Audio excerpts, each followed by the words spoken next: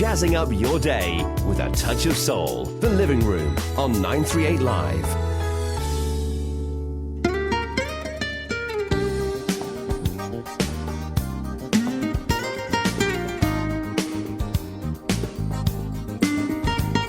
Welcome into the Living Room on 938 Live. I'm Justine Moss. We're all familiar with it. Half lion, half fish, perched by the bay, overlooking our pristine waters. But how many of us are aware of the Merlion's influence over our Singapore poets? That there are at least 5 poems written about the Merlion from as early as 1979. Well, this proves that poetry can be just about anything. And Text in the City, which we're going to find out more about, aims to help us rediscover Singapore. And joining me in the Living Room this morning is local poet Cyril Wong and also Senior Programs Manager at the Arts House, Lisa Lip. Welcome. Hi, thank you. Great to have you here this morning. Let's start off just with a question for Cyril before we get some more information on Text in the City. Cyril, how long have you been writing poetry now? Oh, I've been writing for about 15 years. 15 years, yes. Gosh. And on any topic?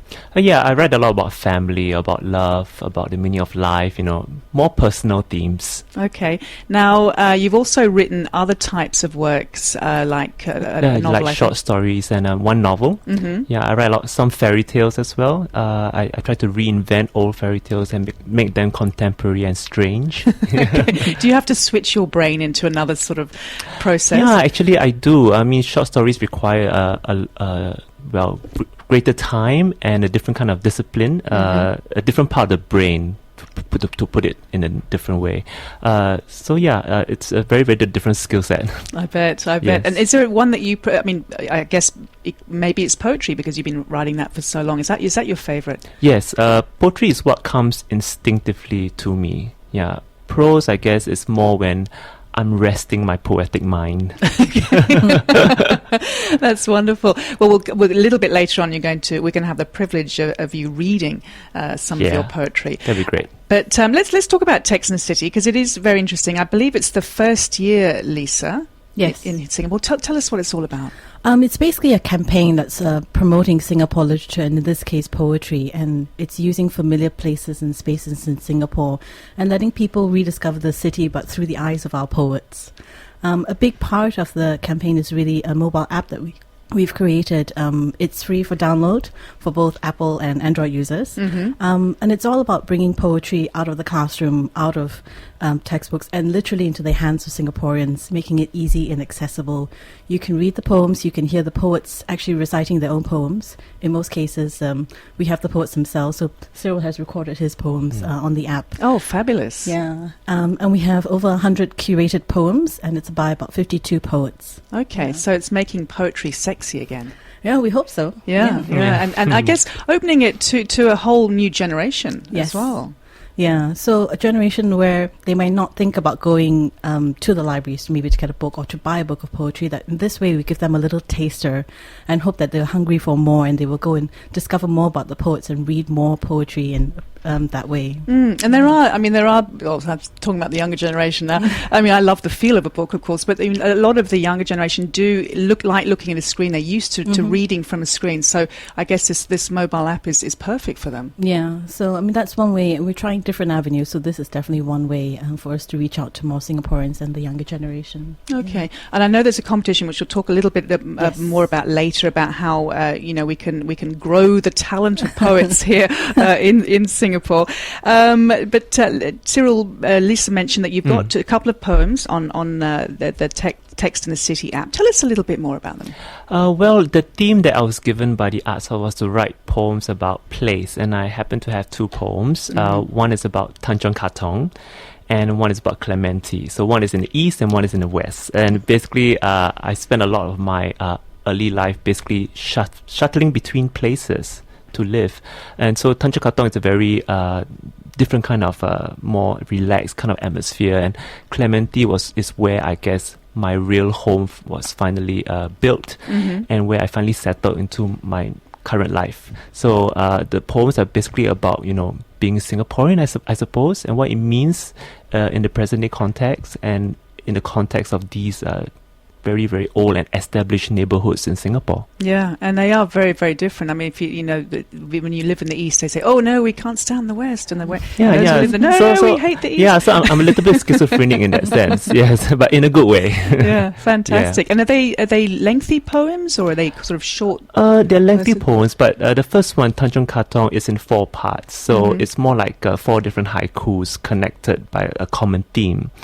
Clementi is a poem which is a lot longer, which is about me settling into this new and foreign neighborhood in my mind. Yeah. Wonderful. Well, with poetry, I mean, as you mentioned before, you've been writing it for 15 years. So you're obviously very comfortable with the process and with certain words that you use. What about a favourite poet for you? I mean, growing up, is that how you got inspired? Yeah, definitely. I mean, I was one of those strange little kids that would, hang out at the library, and instead of going to read the latest, romance novels or horror novels, I would actually go and see who was writing poetry in my country. So I read a lot of poems by Aaron Lee, Alvin Pang, and I also read a lot of American confessional poets, and people like Anne Sexton, all the way to even poets like Linda Paston in America, would strike me as being very original and very true to themselves. They would always write about, the meaning of life, about family, about love. And these were the poems that always struck me as truly meaningful, and I wanted to write things like that. Okay, because you did say earlier that you like that sort of personal Yes. writing for yourself. Definitely. Can you remember the first sort of words you put down in the form of a poem? How old were you then? Oh gosh, maybe I was about 13 years old. Because the thing is that my father used to work very long hours, and while waiting for him, he would he'll come and pick me up at the library. So I spent a lot of time waiting for my parents to come home, to pick me up from the library to have a meal afterwards. And I guess, the library was the one place where I would actually plow through a whole series of poems that would basically babysit me in the day. It's your sanctuary. It's my sanctuary, yes, that's right. Oh, that's Yes. wonderful. Yeah. So, Lisa, just getting back to Text and the City, because it really is a lovely campaign, or a lovely thing to actually launch here in Singapore. Was it launched on October the 4th, sort of near the Singapore Writers' Festival? Did you want to sort of have a little bit of an overlap there? Not deliberately. October 4th was just the date where we knew the app would be ready, and that we wanted to do more of a soft launch. And part of the launches that we did, wonderful poetry trails of various of the Civic District, kind of the area around the Arts House, because there are so many poems written about that area that we curated 4 or 5 poems, and we had guides, sort of heritage guides, come and weave the poems together with some of their information about the heritage of the area. Oh, wonderful. Yeah, and we recently just did 2, one for the Chinatown area and one for the Bras Basah area. So the one that sort of we tied in together with the Writers' Festival was the Bras Basah area, because it begins on the SMU Green where the festival pavilion is. And this coming weekend we will have that again, both for Chinatown and Bras Basah. Fantastic, because it's such a historical area, and it's such beautiful buildings around there as and there's well. some really wonderful poems that are written about that area as well, that really, for example, Bras Basah, just capture what that area used to be like. I think they start with Edwin Tambu's poem Bras Basah, which is sort of a long, really epic poem, and it really details how that area used to be an educational hub and everything. And it's just a wonderful way, poetry is a wonderful way to capture the memory of a specific area. If you don't have photos or anything, through the poet's words, you can sort of imagine, because he gives a lot of details about what these areas used to be and the bookshops that used to be there that's not there anymore. So it's all about, and there's something like this, Lisa, it's not just for Singaporeans, it's also for people who are visiting, who don't know, some of that. Yeah, exactly. It's also, the app, you can download it anywhere in the world. So Singaporeans abroad, if you're feeling nostalgic, download the app, read about the area you used to live in, or what is it like now, what was it like before. Part of the app is we do have present-day images, as well as some archival images of those areas as well for each of the 100 curated poems. Oh, wonderful. So, we're trying to really, make poetry all around sensory for people. Fantastic. Yeah. You're listening to The Living Room on 938 Live with me, Justine Moss, and I'm speaking with local poet Cyril Wong and also Lisa Lip, and she's the Senior Programs Manager from the Arts House, about Text in the City. We'll come back and talk more in just a moment. A touch of home in the office. The Living Room on 938 Live. Time now to rejoin The Living Room on 938 Live.